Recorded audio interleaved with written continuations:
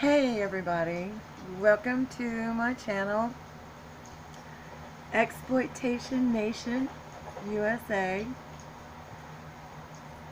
I've named it that because I know and I believe in my heart just about everything in America has been exploited all over the nation. I'm talking sex, drugs, rock and roll, money, gold, silver, children, women, men, all kinds of things. Now, I have a story that I've been trying to tell. And when I try to email somebody and tell them what's going on, it turns into a disaster. Just a total disaster. And I hate it. My assumption is, if somebody wanted to talk to me, they could just call me. I mean, you're able to call somebody with a phone number that's blocked or hidden but to try to go and explain it all in an email is stupid. Now, I don't have one of those ring lights. I got a fish tank light. But that's what we're going to use in a mirror. So, my story is pretty long. It's too long to try to explain in an email. I mean, it's just not possible. And then, I'm dyslexic. So, when I write, and when I'm in writing mode, I'm trying to find the best lighting. Let me see. Maybe this is good. I don't know. I'm dyslexic. So, when I'm writing for, let's say, my book, every sentence I write, every paragraph, I have to redo it like 5 times. Seriously. I have to check the grammar. I have to check the spelling, the pronunciation properly, all of it. I have to get my adjectives and my nouns right and the direction the story's going, and I never know when it's gonna just take off in a different direction because I also have ADHD. But when you're working with English, you can create all kinds of things, all kinds of stories. So when I send out texts or emails, sometimes it looks like a crazy effing mess. It is. It looks distorted. It looks disrupted. It looks stupid. But I don't edit. I don't have time to edit my texts. I don't have time to edit my emails. So, my assumption was just a simple phone call. I could have explained it. Everything be left good. But that's not what I got. Some people just, like, I've talked to one person on YouTube, and that's fine. My bangs have gotten kind of long. Maybe I should pull my hair back while I try to talk to you. Hold on. Did you see my little dog? This is my little baby. She's so sweet, baby. Her name is Zoe. She's a sweetheart. She's my little angel baby. She's a tiny little thing. So, I try to pull my hair back, get it out of my eyes, but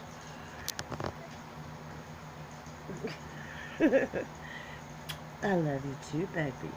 I love you too. I love you too, Zoe.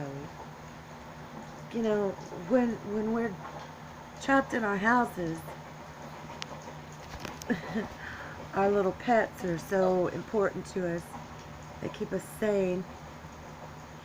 So I've tried. I've tried to talk about my life and my situation. I went on a channel one time and talked about it, and ended up just, when it got to the serious parts of it, I had a panic attack and started coughing and ran out of the room, and they were busy hollering and saying somebody call an ambulance, and I'm like, you know, it was just a panic attack. My son got on for me and, you know, said my mom's all right. She's just kind of struggling with these issues, and it is a struggle. What I've lived through and what I've survived is almost a movie. It's almost unbelievable, but it's the truth. And I wouldn't get on here and try to sell you a bunch of bull, a bunch of lies, a bunch of crap. My story involves some very, very, very famous people. My story involves some really corrupt things. Really. My story involves, sorry, my neck kind of got.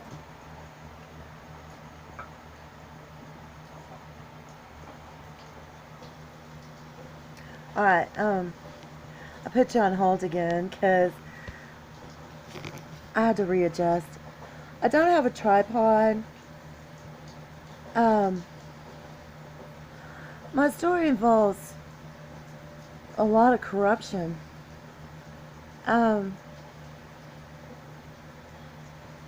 My grandfather was a mason, and right across the street from the Mason building was a bank. The bank they tried to blame Bonnie and Clyde for robbing. The bank that Bonnie and Clyde's cohorts, or conspiracy, whatever, they're not conspiracies, it's the truth. Running mates, buddies, in cahoots with.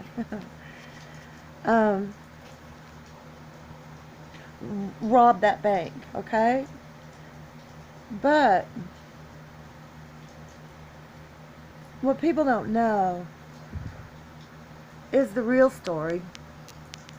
I just cut about 6 inches off my hair, so I'm not used to it. The real story of what happened. That the lady that adopted me, and I was left in an orphanage, and as the story goes, and I've met him, I'm a bastard kid of a famous rock and roll singer and his girl who went and made it famous. So that's not what I'm here about. I don't care. What I'm here about is what my grandfather did and what my crazy adopted mother did after the fact of what my grandfather did. So as the bank is being robbed, it was a diversion of what was going on the inside. Now, my grandfather robbed the bank in 1932. My mother was born in the 40s. I was born in the 60s. Now, this town didn't change much. It is a wealthy town. Still is a wealthy town. Extremely wealthy. And my grandfather's house has been redone. It was the last one on the whole neighborhood to be bought and redone. They put $1 million into the house.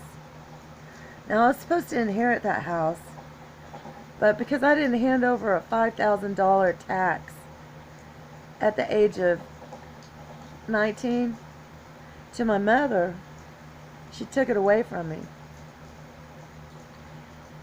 She did horrible things to me. But she has since passed.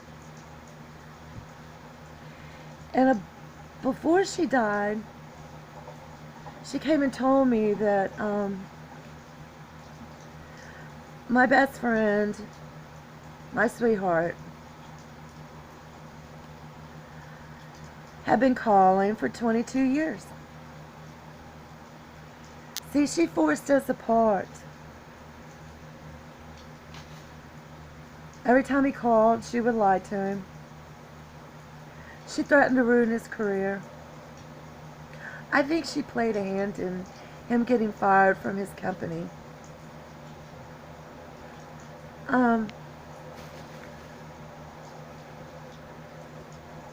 But I didn't call him back. I had gotten so frustrated at what was going on and the way I was being treated for so long. I had to escape these people. And I couldn't find Steve.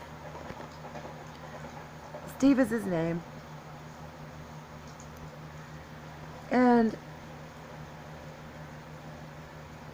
I was Steve Jobs' sweetheart. I was between Maureen Jobs and Chris Ann.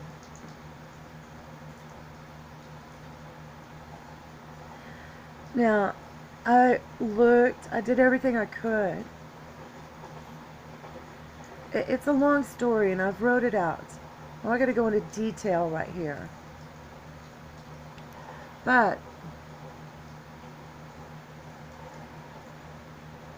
before my mom died, she said, Steve's been calling for 22 years. And I just was like horrified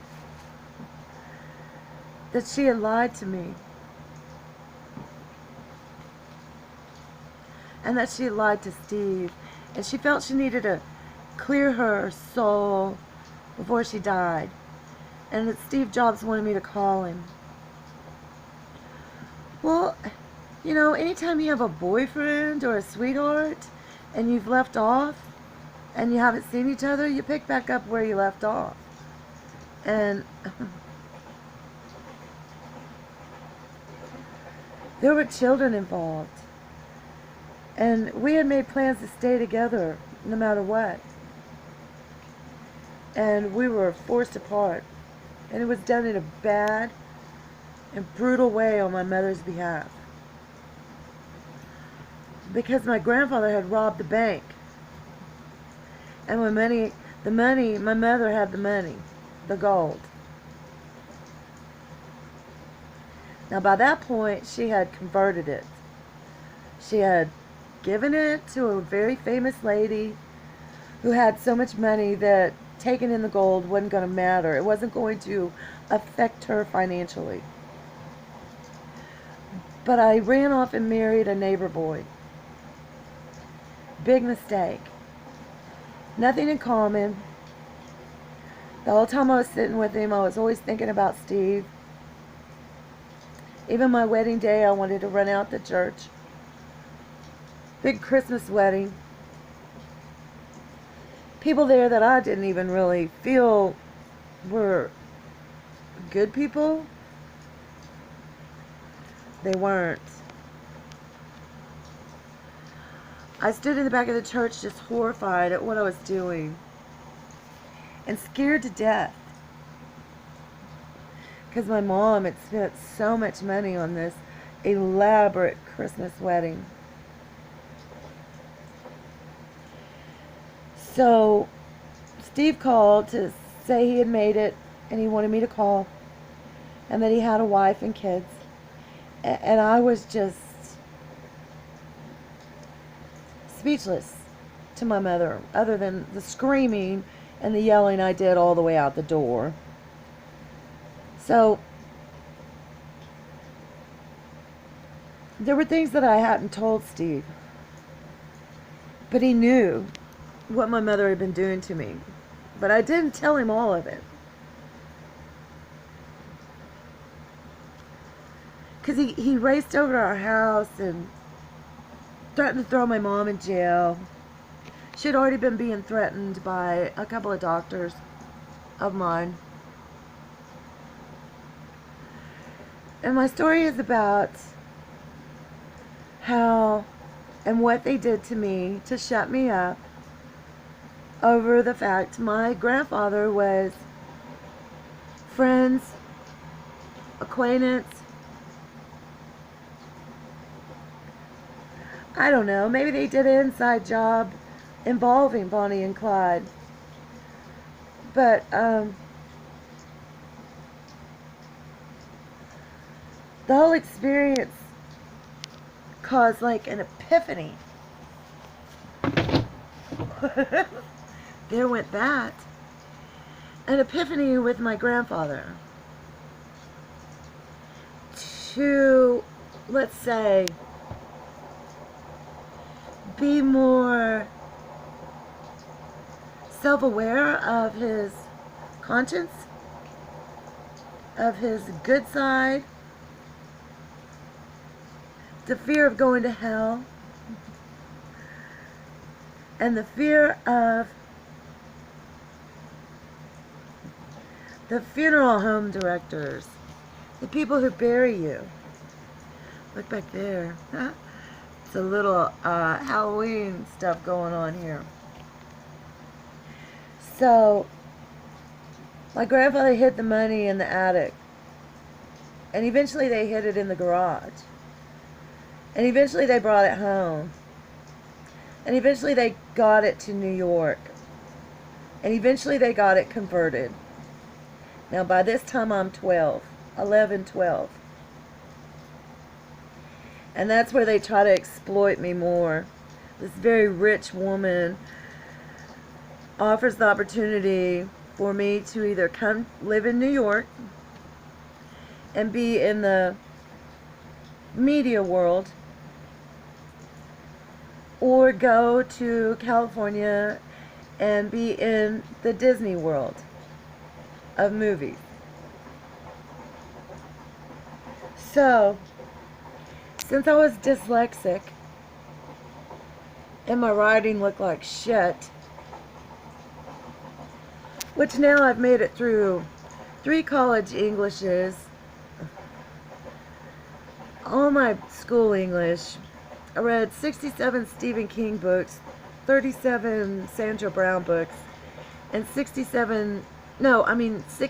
Anne Rule books to teach me how to be a better writer.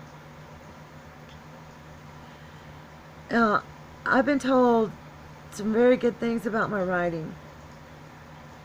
But what I want to make clear is if I send you an email and it looks like I can hillbilly shit, it's okay. I'm quite educated. Now, I want to start coming on here and making more sense of what I'm writing. I want to try to expose some of it. My kids always like, better not, people will try to steal it and make their own story. Well, they can try, but they'll never have the original. There's things that I just haven't told. The reason I haven't told, because they used to drug me, beat me, and lock me up. Just like the last time they did, the day Steve left and the last day I saw him. Now when I say lock me up with deadbolts, I'm talking keyed deadbolts. In the house, there was no normal locks, only deadbolts.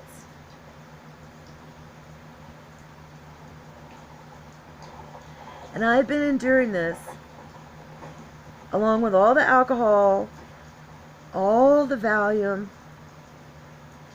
and all the beatings, since I could walk.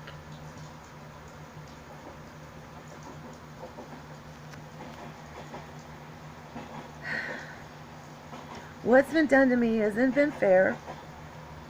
And they say life's not fair. Well, that's true. I'm proof of it. Life hadn't been fair. And I was just going to wait till Steve's kids grew up to call him back, because I didn't want to be splattered all over the media as busting up Steve Jobs' marriage. I heard he had cancer on the TV, and I was praying for him. But the next thing I heard was he died. And then there was a media frenzy. And then a lot of stuff happened. And I figured nobody'd hear my voice. But I've let enough time pass. The children have mourned. The wife has gotten a new boyfriend.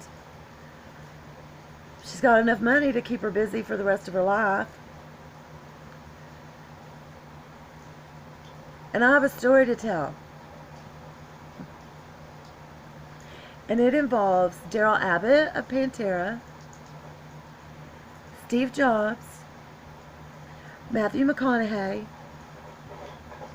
Bonnie and Clyde, my grandfather Clint, this famous lady who had some genes, and I don't want to go any further. Now, if you're mad at me, or you think I'm just stupid as hell, I'm not. He could have called me. But I understand. YouTube can bring about some unnecessary followers or haters, or... Oh, my neck. I was hit by a drunk driver, so I live with the pain off and on that comes every day.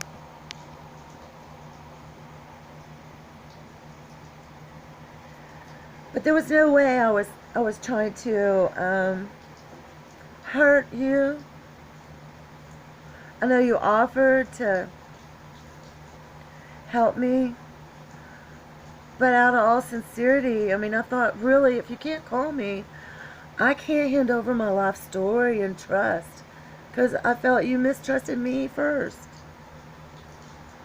But there wasn't any mistrust on my side.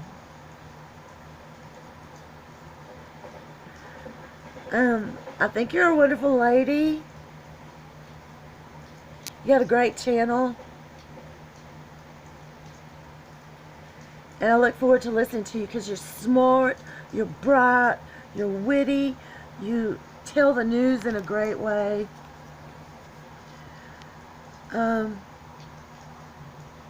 Thanks, Shelley. I'm going to try to get on here once or twice a week. Maybe 3 times. I don't know. I'm never going to get up and walk around and show you my house. That's not what it is. But I hope you subscribe to my channel, and you, whoever you are, wherever you're from, you're always welcome. Now, I don't have Streamlabs, so I'm not doing lives. I don't have 1,000 people. If you hate me from some previous episodes,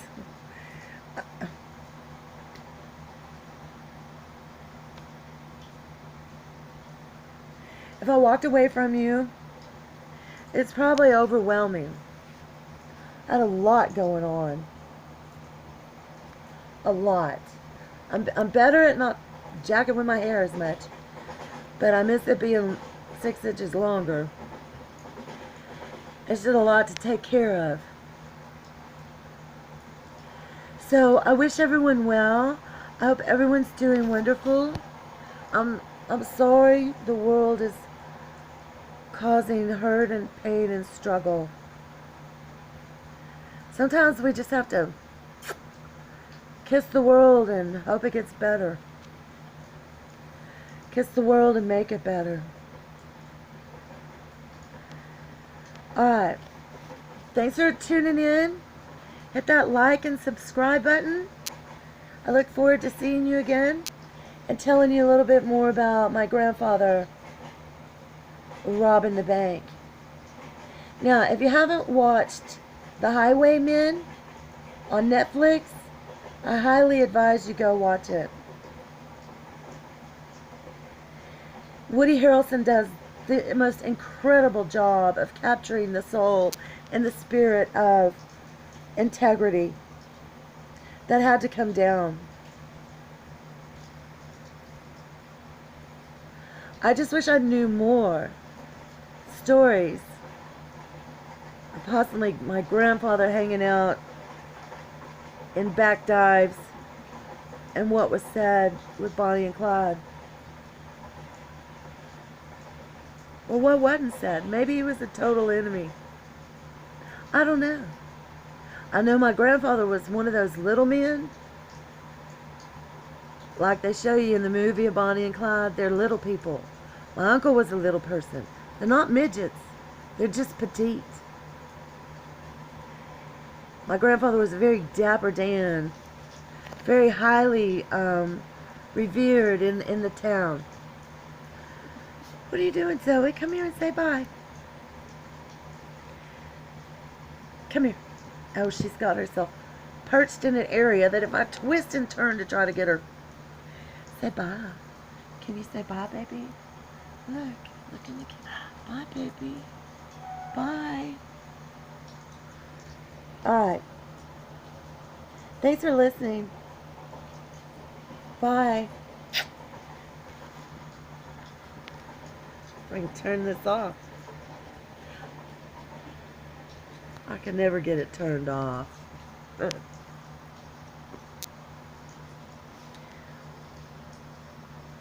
I'm still trying.